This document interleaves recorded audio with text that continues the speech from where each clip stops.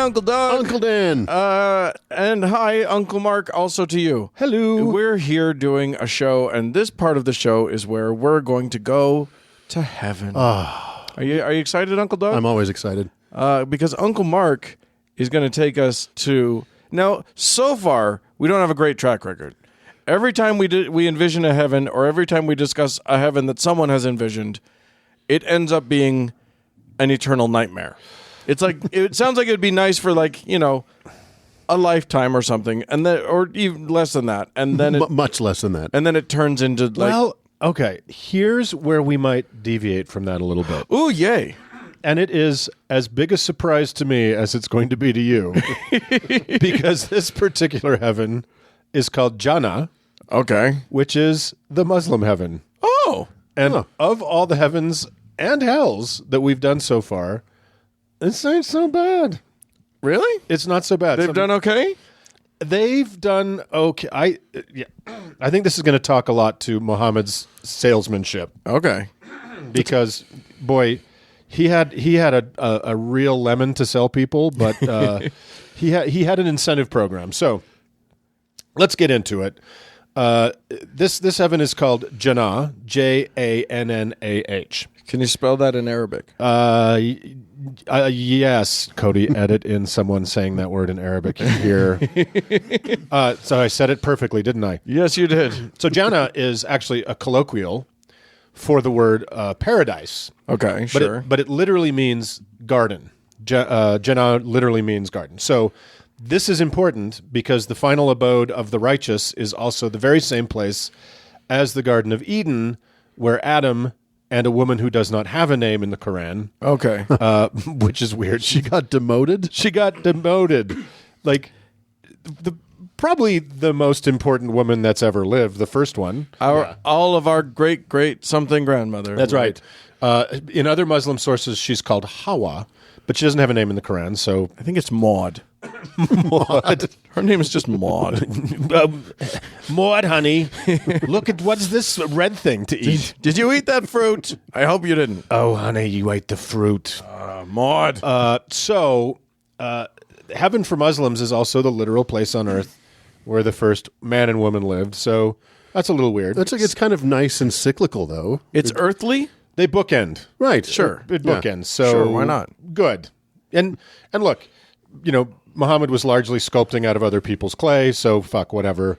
Make what you want. Yeah.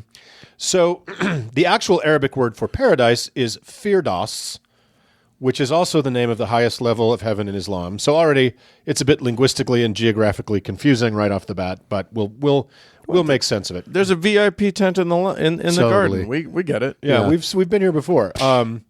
So also take care not to mispronounce Jannah as Jannam, which, as we will explore in a future segment, is the Islamic word for hell. Oh, really? Yeah, it's very fraught. Like there's a lot of if your Arabic pronunciation is off, you are pooched. It's like Buttle and Tuttle in Brazil. In Brazil. Yeah, good. Wrong podcast for movie reference, but that's okay. I don't remember. So It's a good movie. Here's what I found most unexpected about Jannah as I read up on it. Is really good. So, like most of Islam, as I was mentioning, is grafted off of older concepts in Judaism and Christianity. Which are grafted off. Which themselves are grafted largely off of older ideas. But Jannah is unlike the broad Christian concept of heaven, where eternal life is just endless servility in the presence of God, giving praise to him forever. Jannah is pretty much wine, women, and song forever. Yeah. There is a presence of God thing, and it's like, his power and his glory and all that, but... Yeah, there's really only one thing I know about Muslim heaven before today, and that is a lot of women. Well, they do say, all we ever hear about is, like, if someone's going to blow himself up, he gets 72 virgins, which, by the way, can I just mention that 72 virgins on an eternal scale? First of all, they don't stay. They're only virgins the one time. Well, we'll get into that. Oh, really? It's a little odder than that. Oh, okay. Okay, so sounds good. But you're right. That is if the standard issue guy or person in America knows anything about Muslim heaven, it's 72 virgins. Yeah. So, did I get the number right? It's 72? 72. Okay. So It's 72. Oddly specific. We'll get into it, but it's also Jannah is also this incredibly lush and green and verdant place, right? And it better be. if you consider the environment Islam was invented in, basically the Arabian Peninsula, where green is very rare, and some mammals even evolved massive water storage systems onto their backs, this kind of makes sense. So, I think my aunt did that. oh yeah, but Had one of those. It's a condition, You know. But like that old chestnut, the grass is always greener in places that actually have grass. You always want what you can't have. Also consider that the harsh, bleak homogeneity of the oceans of sand and emptiness of Arabia were so homogeneous indeed that the appearance of a single black rock about the size of a canned ham, Oh, yeah. probably a meteorite, into that blankness may well have kicked off one of the world's major religions, but we'll talk about that another time because that is fucking insane. That's the rock that's in the black box In the Kaaba. Do you that think everybody it's- walks around. Yeah, you think that's actually in there? Oh, no. Okay. Somebody stole that years ago. No, minor diversion. It is not only, it is on there. It is in a silver Volvic shaped frame on a exterior corner of the Kaaba. Oh. And you may touch it. Oh, really? The rock? Yeah, Oh. it's part of circling the Kaaba that you touch, and it's just called the black stone. Huh. That you touch the black stone. And again, we'll do this whole thing another time because it's fascinating. But the Kaaba and the black stone are pre-Islamic. Yeah, right. They were Nabatean. So what's inside the Kaaba then? Is it like a janitor's closet? No, There's like a it's- broom and a mop sink? It's a little room that has a rug on the floor, and it has a bunch of brass like pitchers and amphora hanging up in it. I'm not even kidding. You can see pictures of the It's interior. tastefully decorated. It's just a one-bedroom. Don't worry yourself. It's on Airbnb. Every once in a while, there's the Saudi royal family will do some kind of ceremony in the Kaaba. Sure. Okay. Yeah, so we'll talk about it another time because it is really fascinating. So, where were we? So remember too, Uncle Dan, that Muhammad and Uncle Dan is just finishing up a very nice drawing of him as we speak, Yeah, sure. and that's a whole notebook full by now. That's a good one. Thank you. Answers the age-old question of what a prophet wears under his kilt, I guess. Well, So just put that with the others. I would like to take this opportunity to disassociate myself with the how-to heretic. So anyway, Muhammad, who is the author of the Quran, or its scribe, if you happen to believe the archangel Jibril whispered it all to him in a cave, was looking to pick up followers and ultimately take the show on the road. With really nothing to offer new recruits other than a whole lot of sexual hang-ups and struggle, or jihad as it's commonly known, right. he had to develop an incentives program, thus putting a much more leisurely spin on the Judeo-Christian versions of heaven, and that is Jannah. Again, unlike the rather sketchy and dismal concept of eternal harp playing and choir enslavement, Jannah is a feast. Food never spoils, which is good because it's piled in such abundance that it would be impossible to consume it all, even over forever.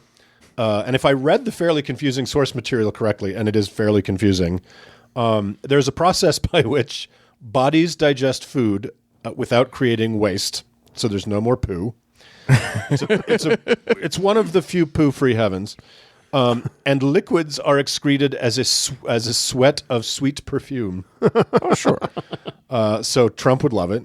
And all this plenty is served and maintained by huri, who are full-breasted young women who are also available for after-dinner entertainments. So huri also serve sharab un tahura to their guests. Basically, it's wine. It's wine. So Sure. the hook of Jannah is really that all that was forbidden in this life will be more than permissible in the next. It will be compulsory. So wait a minute. So far, what you're describing, and I'm sure you'll get to it. This is heaven for straight men.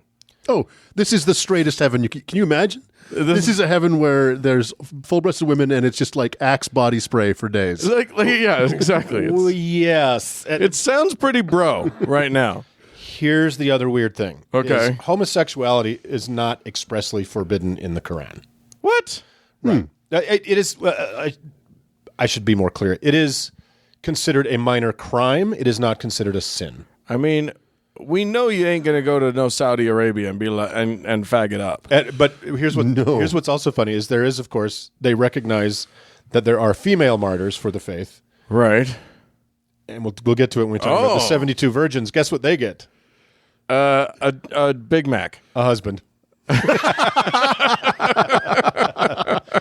So, to all of our female suicide bombing curious listeners, I don't know. You know what? Bargain for more. See what you can get. See what you can get. Or transition before you blow yourself up. There you go. Because I'm sure there's nothing in the Quran about that. So, the faithful are reconstituted in Jannah as flesh, just as perfected flesh that doesn't make poo. Okay. And So do you have an anus?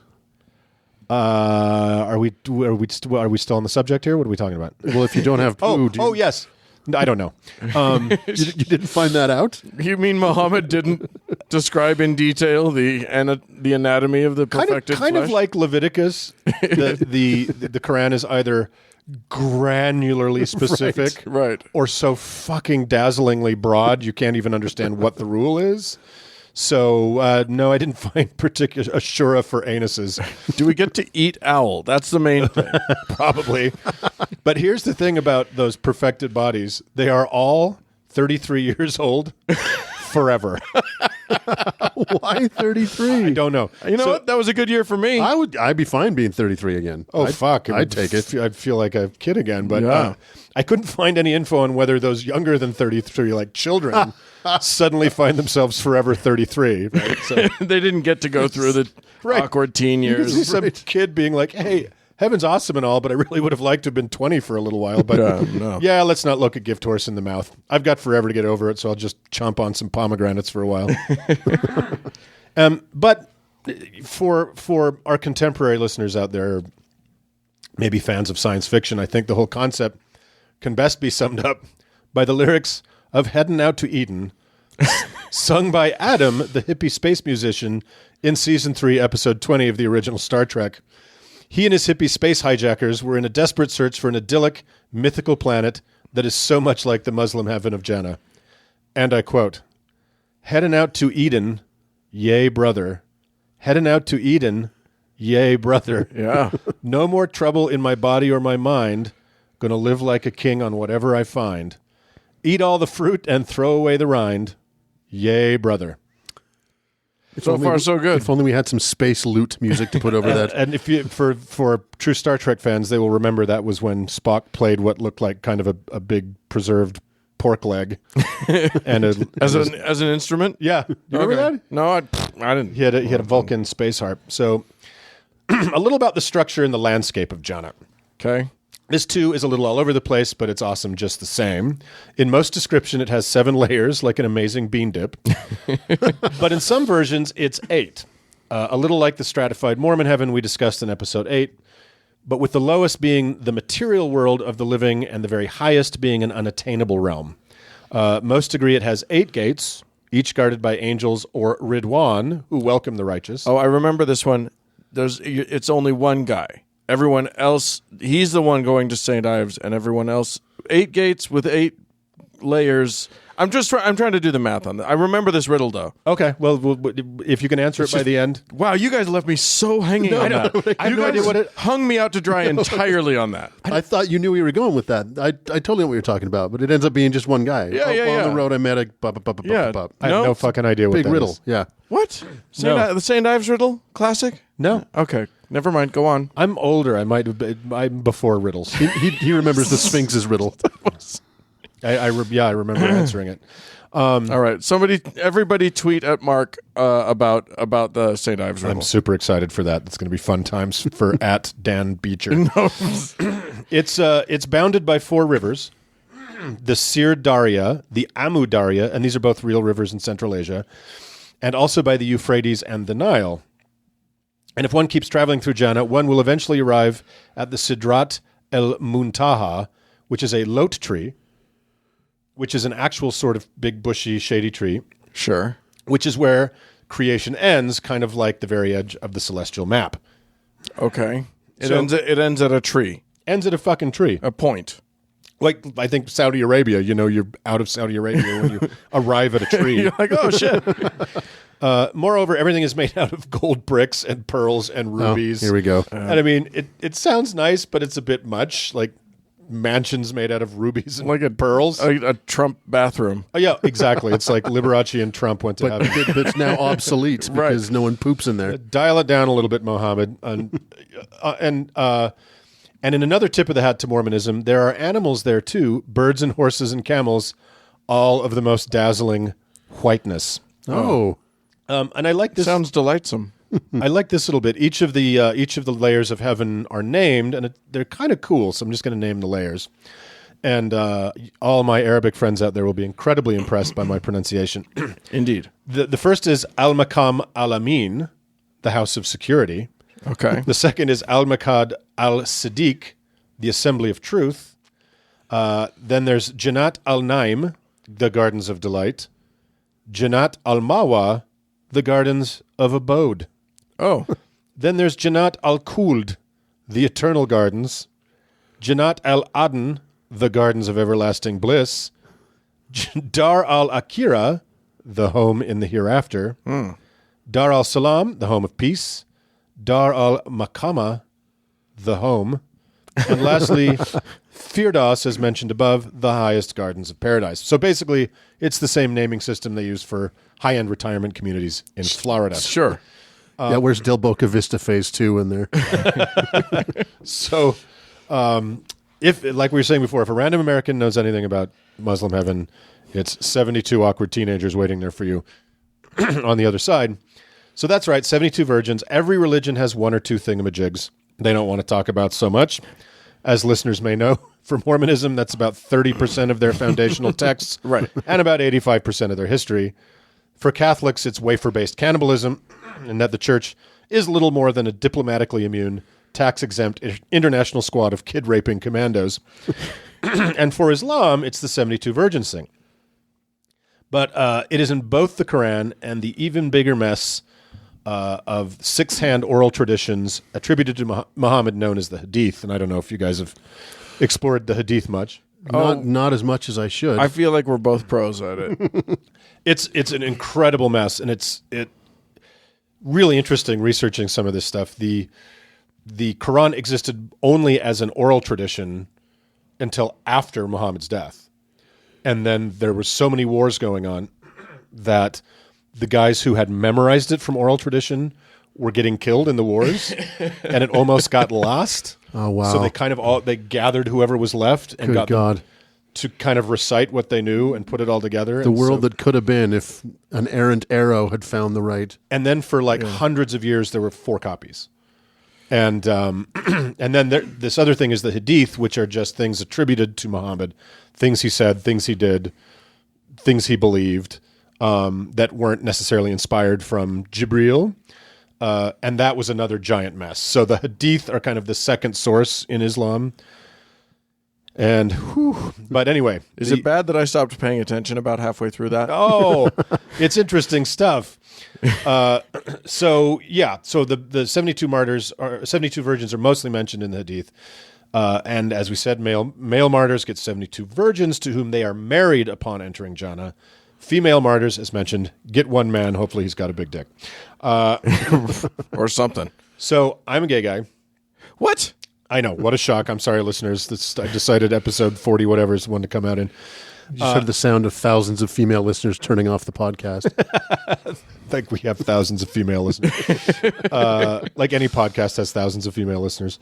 And I don't want to get into graphic detail here, but am I wrong that intercourse with a female virgin maybe is not like the more advanced good times to be had with the woman who's been to all 7 heavens, if you catch my drift? This is what I've always thought. Like, yeah, the whole concept of like fucking a virgin has this like gross appeal to some. I don't want to say it's gross. I just want to say I like a woman with some. I like a partner with some experience. Exactly. Yeah. I don't want some. I mean, there's this concept. I think there's a lot of insecurity where guys are like, I need to be the only one that's ever been there, or whatever. It's definitely that, but that's just ugly. It's also, that's just stupidity. It's also power and ownership. Yeah. Right. It's the patriarch. We're talking about fucking the origins of Islam. Yes, it was a patriarchal society. Right. But yeah, it's not You get 72 women that know how to fuck. Exactly. Right. It's No one looks back on their life and thinks about the best time they had sex was the first time. Right. Yeah, exactly. so it's super weird. And these are the huri, the 72 girls are these kind of immortal beings that were actually not humans, if I understand it correctly. They've always been in Jannah. They've never really lived on Earth. So whatever. So it's like Westworld, I guess.